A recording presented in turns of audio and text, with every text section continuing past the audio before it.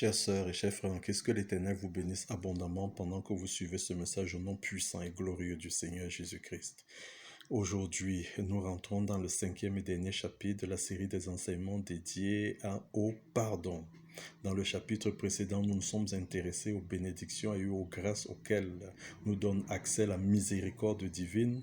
Nous avons regardé à ce qui est rendu disponible par le pardon de Dieu, la libération, la purification, la justification, la nouvelle naissance, la réconciliation et la guérison. Aujourd'hui, nous rentrons dans le cinquième et dernier chapitre de la série des enseignements dédiés au pardon et ce chapitre est intitulé « Se pardonner à soi-même ». Se pardonner à soi-même. Après avoir reçu le pardon des péchés, il peut subsister en nous la tentation d'entretenir une certaine culpabilité, l'idée de ne pas se pardonner malgré le pardon reçu de Dieu. Nous pouvons en effet nous en vouloir, soit d'être tombés dans le même péché ou alors rentrer dans un découragement, dans une mésestime de soi. Soit alors par rapport aux conséquences néfastes des actes que nous avons posés et alors avoir du mal à nous pardonner d'avoir causé autant de tort aux autres. Dans le présent chapitre, nous examinons les deux cas qui sont évoqués et nous ouvrons la porte vers la solution proposée par les Écritures. Regardons au cas des péchés récurrents.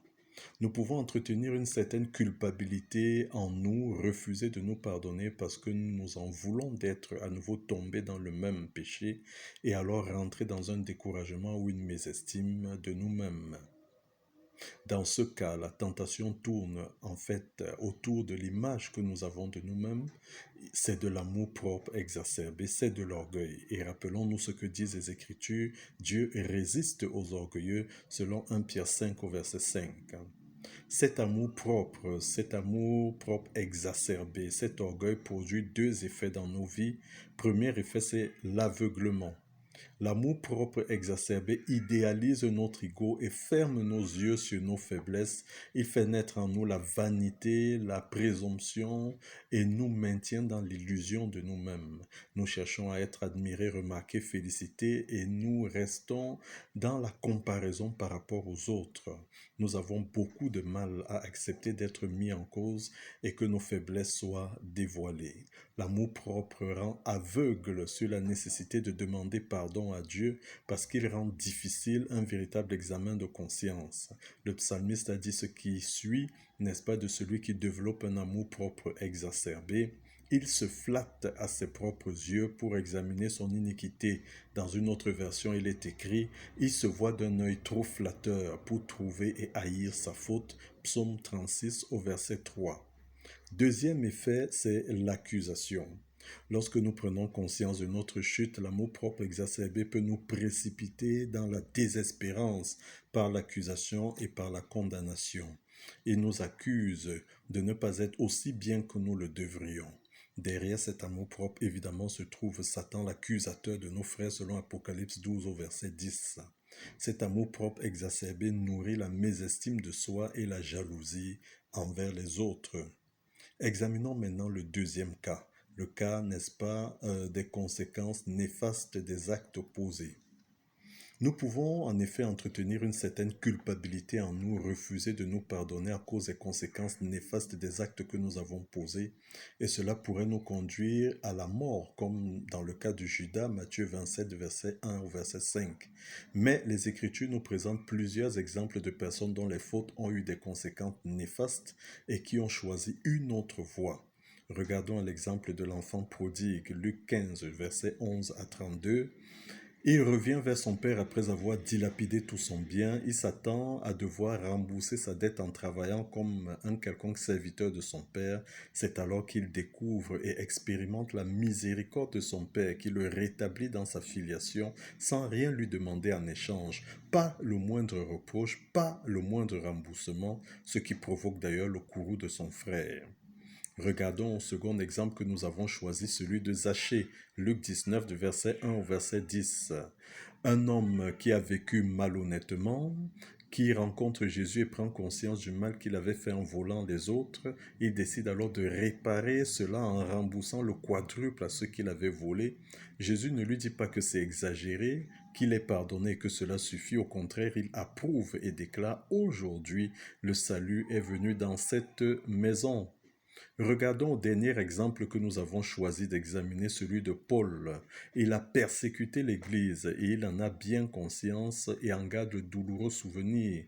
Dans son discours à l'attention de ses frères de Corinthe, il a déclaré ce qui suit: après eux tous, il, c'est-à-dire Jésus, m'est apparu à moi comme à l'avorton, car je suis le moindre des apôtres. Je ne suis pas digne d'être appelé apôtre parce que j'ai persécuté l'Église.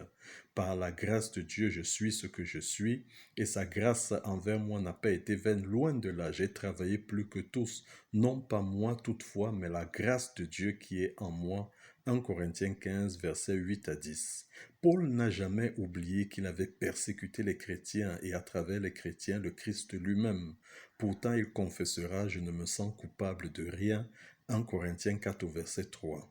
Car à partir du moment où il a rencontré la miséricorde de Dieu, il ne s'est rien épargné pour coopérer le mieux possible avec la grâce de l'Éternel.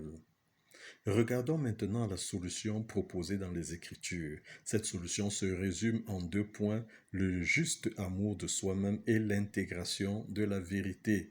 En effet, face aux 2 situations que nous avons examinées dans les paragraphes précédents, les Écritures nous proposent ces 2 solutions. Regardons d'abord au juste amour de soi-même. Jésus, répondant à l'un de ses disciples qu'il avait interrogé sur le plus grand des commandements, a dit ce qui suit: tu aimeras le Seigneur ton Dieu de tout ton cœur, de toute ton âme, de toute ta pensée. C'est le premier et le plus grand commandement, et voici le second qui lui est semblable: tu aimeras ton prochain comme toi-même. De ces 2 commandements dépendent toute la loi et les prophètes. Matthieu 22, versets 37 à 40. Si nous nous aimons d'un amour propre, nous nourrissons de l'orgueil. Et ce n'est pas nous que nous aimons. Nous aimons l'idole que nous imaginons être, ou alors nous détestons les pauvres que nous sommes réellement. Nous aimons une fausse image de nous-mêmes et nous rejetons les êtres pitoyables que nous sommes réellement. Nous ne pouvons pas donc aimer les autres comme ils sont, car le même amour-propre exacerbé qui nous idolâtre ou nous juge voudra idolâtrer ou juger les autres, les idéaliser ou les critiquer, les jalouser, les comparer. Et notre regard sur Dieu sera faussé de la même manière. Soit l'amour-propre exacerbé nous fera craindre Dieu comme un juge accusateur, soit il nous fera imaginer un faux Dieu à notre convenance, et dans les 2 cas, nous n'aimerons pas Dieu tel qu'il est en vérité. Nous n'aurons pas accès à Dieu tel qu'il veut se révéler à nous, un Dieu tout-puissant, infiniment bon et miséricordieux, qui attend que nous nous reconnaissions, que nous nous acceptions pauvres pour nous transformer, pour transformer nos vies par sa grâce. Apprendre à nous aimer, c'est apprendre à nous aimer tels que nous sommes. Apprendre à pardonner, c'est apprendre à nous aimer tels que nous sommes. Nous sommes les fruits de la miséricorde de Dieu. L'expérience du péché vécu dans la vérité grâce à la miséricorde de Dieu nous purifie des fausses images de nous-mêmes et nous fait comprendre combien nous ne sommes rien sans Dieu. Et cela nous ouvre à l'œuvre de Dieu en nous. Le point de départ étant la compréhension que nous ne représentons rien sans l'Éternel. Deuxième point de cette solution, l'intégration de la vérité. La vérité que nous devons intégrer, que nous devons cultiver en nous, qui doit être ancrée dans nos cœurs, est que nous sommes pécheurs et que Dieu a rendu sa miséricorde disponible par son Fils Jésus-Christ pour nous, en ayant la parfaite connaissance de nos faiblesses. Que l'Esprit de Dieu remplisse nos cœurs d'amour pour que nous pardonnions à tous ceux qui nous ont offensés, que nous nous pardonnions à nous-mêmes également, au nom puissant et glorieux du Seigneur Jésus-Christ.